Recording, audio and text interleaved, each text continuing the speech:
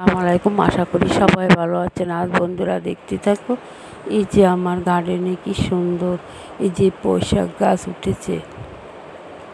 এই যে বর্ষাকালে লাগানো হয়েছে, সেই পুঁইশাক গাছ থেকে একটা পুঁইশাক গাছ আছে, সেই গাছটাকে আমি যত্ন করেছি। আজকে একটু ঘাসগুলি পরিষ্কার করে দিচ্ছি, বন্ধুরা দেখতে থাকো।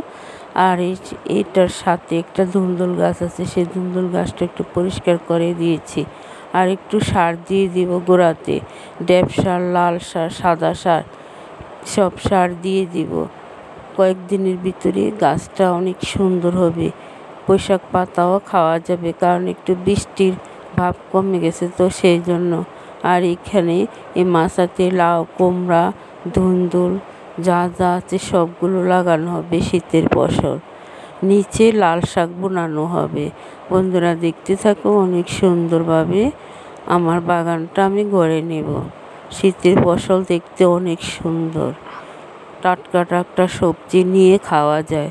বন্ধুরা দেখতে থাকো, এই যে আমার সিম গাছগুলিকে একটু জংলা ভরে গেছে, সেই জংলা গাছগুলো আমি কেটে দিচ্ছি। আর সিম গাছগুলোতে একটু পোকা ধরেছে, সেই পোকাগুলিও আমি হলুদের গুঁড়া দিয়ে, পোকাগুলো সবসময় আমি সিম গাছে যখন পোকা ধরে তখন হলুদের গুঁড়া দিয়ে পোকাগুলো দূর করে দিই।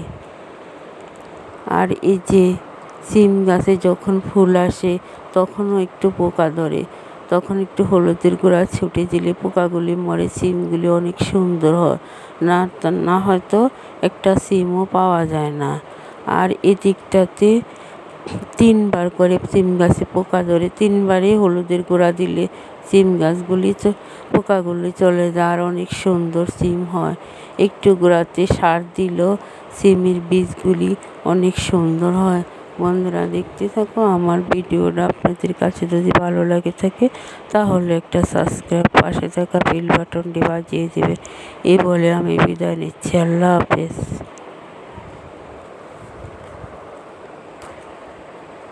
আর এই যে গুঁড়াটা কি সুন্দরভাবে আমি পরিষ্কার করে দিচ্ছি। অনেক জংলা হয়েছে, সার দিলে এই খাবারটা জংলায় খেয়ে ফেলবে, সেই জন্য গাছের গোড়া। আর এই যে এখানে আমার হলুদ গাছগুলো অনেক সুন্দর হয়েছে।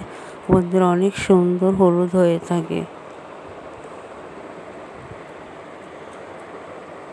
হলুদ গাছের পাতাগুলিও অনেক সুন্দর।